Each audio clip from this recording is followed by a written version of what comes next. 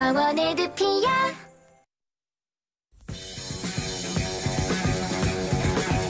예, 신율의 뉴스 정면 승부 3부 시작하겠습니다. 3부 정면 인터뷰인데요.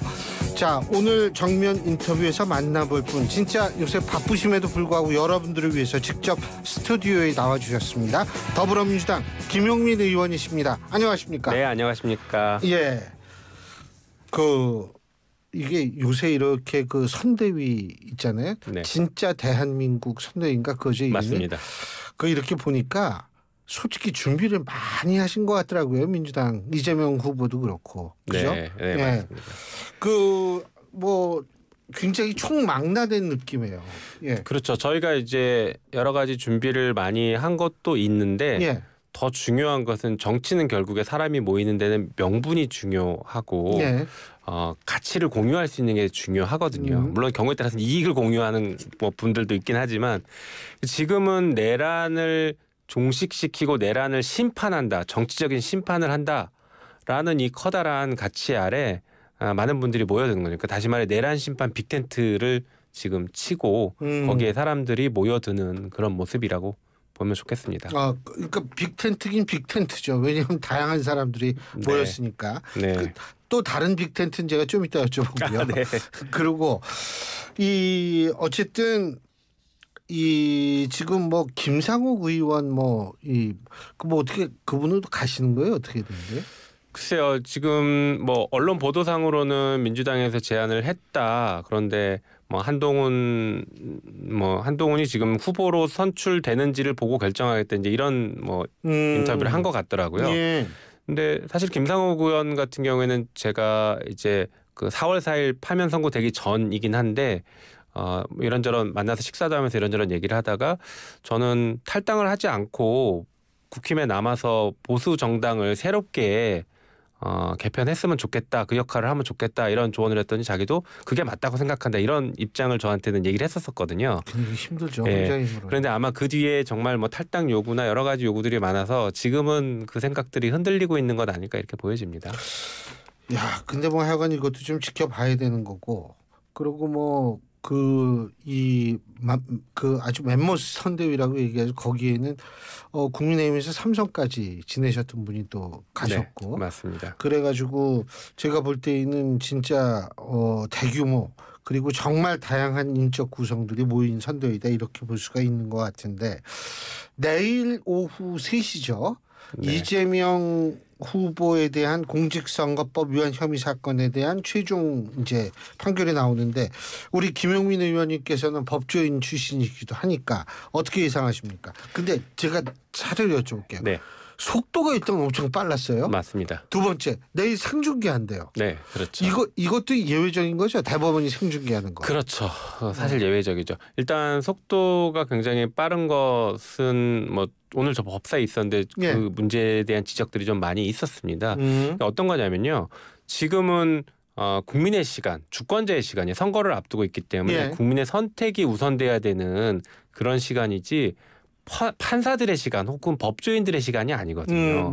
그런데 대법원이 지나치게 빠르게 선고기일까지 쭉 잡아오는 것은 이 선거에 어쨌든 간 영향을 미칠 수밖에 없는 것이거든요. 아하. 그러면 이것은 국민의 시간, 주권자의 시간을 법조인들이 함부로 침해하는 것이니까 바람직하지 않다라고 저는 보고 있습니다.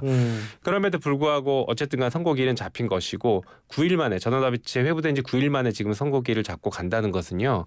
상고를 기각하겠다라는 해석 말고는 다른 해석을 하기가 어렵습니다. 법조인들이 많이 그렇게 예상하시더라고요. 네. 한편 이 관점을 좀 보셔야 될 것 같아요. 그러니까 사안 자체도 상고 기각이 저는 맞다고는 보고 있지만 절차적인 면을 말씀드려보고 싶습니다.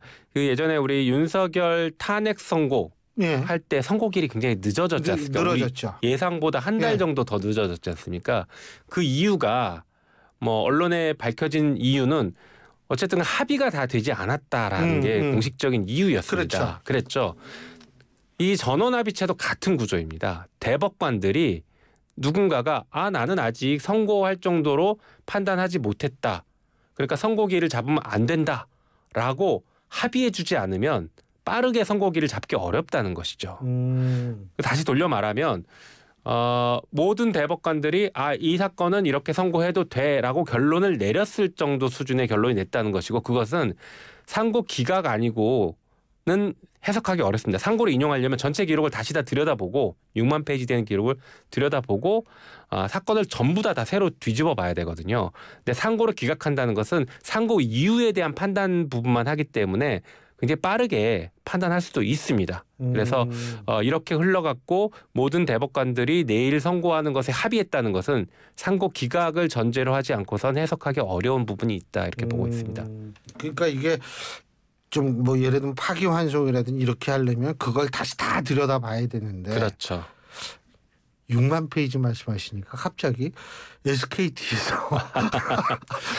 유출된 기록이 이게 어마어마한 페이지라고 그러던데 갑자기 그 생각이 나요. 네, 맞죠. 저 왜냐하면 이틀 동안 계속 거기만 갔었거든요.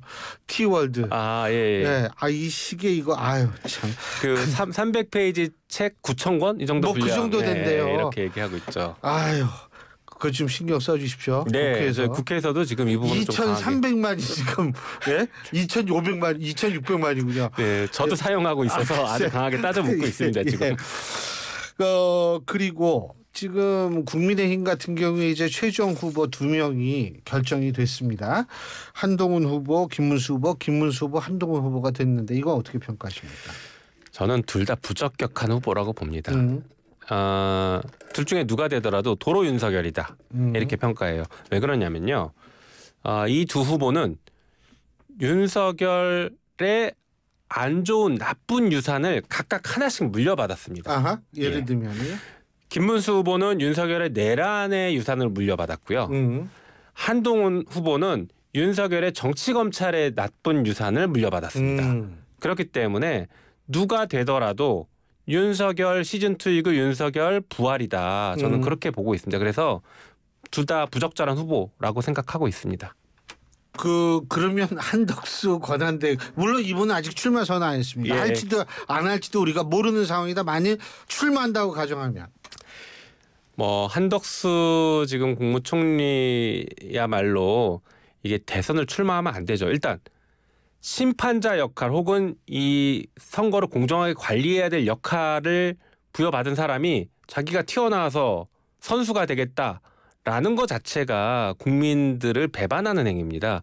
그래서 나오면 안 되는 것이 첫 번째 이유죠. 또 하나는 진짜 중요한 것은 이 사람은 내란 종식을 방해해왔던 사람입니다. 내란 수사나 내란을 위한 어떤 여러 가지 절차들, 예를 들면 헌법재판관 임명하는 절차들을 방해했던 사람입니다. 이런 사람이 대통령으로 나와서 헌법 질서를 지키겠다라고 얘기하는 것을 국민들이 어떻게 받아들일까? 저는 그것은 국민 기만행위다 이렇게 좀 생각합니다. 근데 제가 좀 여쭤보고 싶은 게 법조인 출신이시니까. 근데 한덕수 권한대행이 만일 그만둔다라고 가정했을 땐 누구한테 사표를 내요?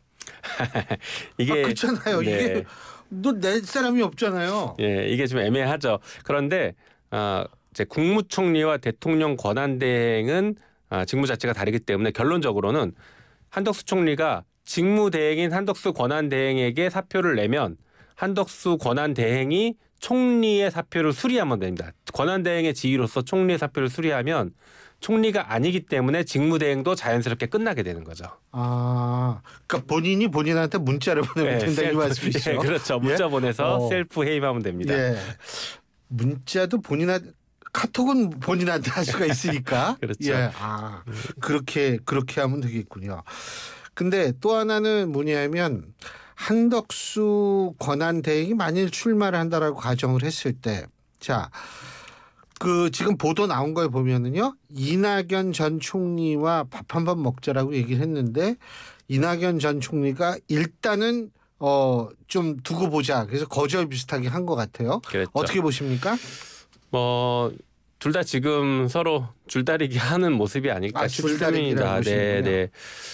이낙연 전 총리 같은 경우에도 대선 출마하고 단일화하려는 어떤 명분이 필요한데 그래도 민주당 출신이었고 또 호남을 베이스로 정치적 베이스로 하는 분인데 이분이 내란 세력과 무작정 손잡기는 본인 스스로도 뻘쭘할 거라고 저는 생각해요. 그러면 최소한의 명분은 갖춰야 되는데 그런 명분을 갖추기 위해서 한덕수 총리 보고 먼저 선언해라. 국민들에게 어떤 세상을 만들겠다는 거지 선언해라. 이렇게 지금 요구를 하고 있는데 그 요구를 안 하니까 지금 사실 미루는 것 같거든요. 그런데 제가 볼 때는 뭐 아까도 말씀드린 것처럼 뭐 다 부적절한 인물들끼리 그렇게 모여서 서로 얘기하는 게 정치적인 협작처럼 보이고 국민을 되게 우롱하는 행위다 이렇게 보입니다. 참고로 예전에 반기문 전 유엔 사무총장 사무총장이 출마를 하려고 했을 때 그때 지지율이 굉장히 높았거든요. 20% 넘었습니다. 최종적으로는 30% 넘어서 당시 문재인 후보 이제 대통령이 되셨던 문재인 후보보다 한 2배 정도 지지율. 맞아요. 그런 적이 있었어요. 그럼에도 불구하고 정치권에 나와서 출마를 하려고 하니까 급속도로 지지율이 떨어지고 민낯이 드러났죠.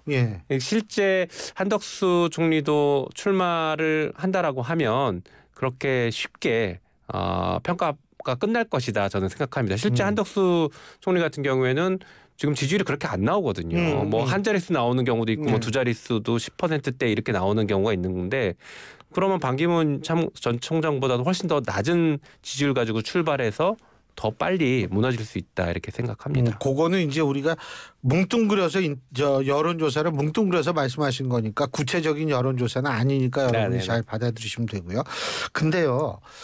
정치를 하시니까 지금 이게 출마를 막상 하면은 그냥 있을 때하고 좀 사람들이 평가가 달라지는 게 맞죠? 네, 많이 달라지죠. 일단 검증의 잣대를 굉장히 세게 들이대기 시작하죠. 그리고 일거수일투족들이 감시가 되고 그 발언 기회가 계속 주어집니다. 그러니까 다시 말해서 그 사람의 생각을 표현해야 되는 상황들이 계속 주어집니다. 그러다 보면 평상시에 좋은 생각과 좋은 비전, 좋은 정책, 좋은 태도를 유지해 왔던 사람이 아닌 한 툭툭 튀어나오는 자기의 본 모습을 감추기가 어렵거든요. 그래서 정치를 새로 시작하는 분들이 처음으로 자기가 이제 주인공이 돼서 움직이는 건데 그 상황에 굉장히 힘들어하죠. 그리고 특히 한덕수 총리 같은 경우에는 양지만 쫓아다닌 분으로 평가받고 있고 또 하나 중요한 것은 정치적 책임을 져본 적이 없고 법적 책임만 운운하는 행정관료 출신이라는 것입니다. 그러다 보면 정치 영역에서 정치적 책임을 져야 되는 상황을 감당하기 어렵다라고 평가할 수 있습니다. 그런 차이가 있는 것 같아요. 근데 이제 사실 뭐 반명 빅텐트 뭐 이런 얘기 나오면서 거기 뭐 한덕수 권한대행 얘기도 나오고 저기 그 이낙연 전 총리 얘기도 나오고 그리고 이준석 후보 얘기도 나오고 뭐 이게 막 다채롭게 나오잖아요. 반명 빅텐트 가능하리라고 보십니까? 저는 내란 잔당 스몰 텐트라고 생각합니다. 이미 빅텐트는 내란 심판으로 뭐 세워졌고 국민들과 그다음에 정치인들, 정치권의 주변에 있는 분들이 합류하거나 합류하고 있습니다. 합류했거나 합류하고 있습니다.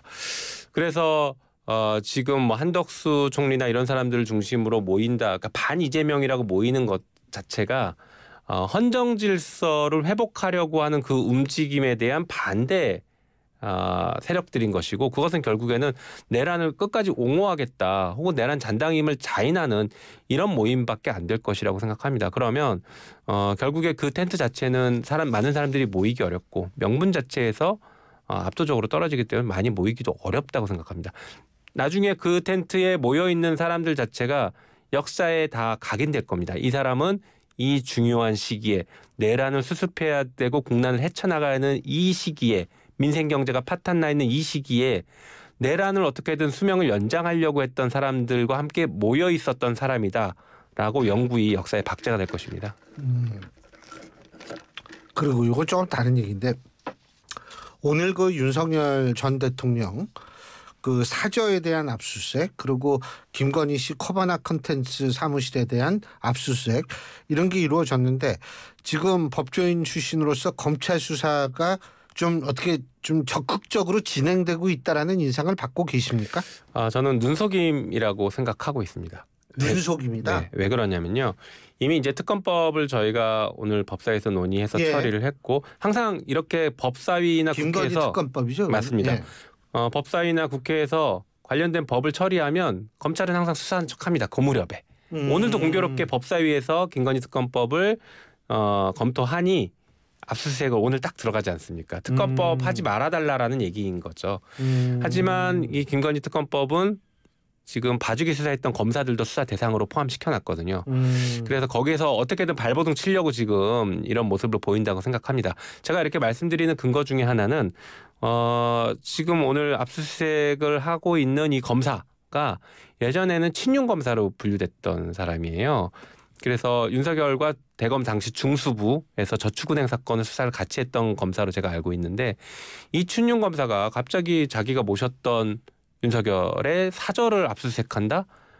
이거 쉬운 일 아니죠. 그리고 보니까 장모 등 처가에 대한 압수수색은 따로 하지 않고 있더라고요. 오늘 사실 하려면 같이 했어야 되는데. 아, 그래요? 예. 이게 지금 목걸이나 이런 것들에 대해서 압수수색한다는 건데 사저에 있는지 아니면 처가에다가 숨겨놨는지 이런 건 사실 한 번에 다 들어가서 봐야 되는데 예, 뺐습니다. 그리고 더 중요한 건 나중에 이제 뭐 압수수색 결과가 알려지겠지만 저는 면죄용, 봐주기용 압수수색이었을 수도 있습니다. 다시 말해서 털었더니 없더라. 그러니까 안 받은 것 같다. 이렇게 만들려고 한 것일 수도 있기 때문에 지금 검찰이 압수수색했다는 것만으로 우리가 수사를 잘하고 있다라고 평가하면 절대 안 되고 수사를 하는 척하는 것인지 진짜 했는지는 조금 뒤에 밝혀질 거니까 감시의 눈으로 봐야 된다 생각합니다. 어쨌든 저는 후자에 가깝다. 하는 척했을 가능성이 매우 높다고 보고 있습니다. 조금 뒤라 하면 검찰이 뭐 이렇게 발표하는 걸 보면은 알 수 있다 이 말씀이신가요? 그때도 제대로 발표 안 할 수 있죠. 예전에 김건희 주가 조작 사건 관련해서 검찰이 그 서울중앙지검이 불기소하면서 발표했을 때 압수수색 영장에 대해서 허위 브리핑을 했습니다. 그래서 저희가 탄핵까지 시키긴 했었는데요. 그랬던 것처럼 또 허위 브리핑을 할 수 있기 때문에 브리핑 가지고 검찰이 얘기하는 걸 저희가 그대로 고지고대로 믿을 수는 없고 특검을 통해서 사건을 다시 원점에서 수사하면서 밝혀낼 수 있다 이렇게 생각합니다. 물론 이제 선거 결과를 우리가 알 수는 없지만 만일 이재명 후보가 대통령이 된다면 특검을 다시 계속 안 됐던 특검, 그러니까 거부권 행사에서 못했던 특검 다시 해야 되는 겁니다. 맞습니다. 그래서 오늘 이제 법사위에서 논의를 했고 곧 법사위 소위에서 특검법들을 처리를 하면 뭐 빠르면 다음 주 정도쯤에는 법사위는 통과시킬 수 있지 않을까 이렇게 생각하고 있습니다. 그러고 나서 이제 본회의가 또 남아 있잖아요. 본회의는 뭐 저희는 가능한 빨리 하고 싶긴 한데 대선이 치러지는 동안에는 본회의가 사실상 어렵기 때문에 본회의는 대선 이후에 할 가능성이 현실적으로 높습니다. 아, 그렇군요. 아유, 뭐 어쨌든 내일이 또 아주 그냥 바쁠 것 같아요. 예. 네. 근데 뭐 우리야 그렇지만은 또 우리 김용민 의원이 진짜 바쁘신 분인데 이렇게 스튜디오까지 직접 나오셔서 정말 고맙습니다. 아닙니다. 자주 불러주셔서 제가 열심히 나오고 있습니다. 저희가 얼마나 감사한데요. 아유, 정말 고맙습니다. 감사합니다. 네, 고맙습니다. 예, 지금까지 더불어민주당 김용민 의원.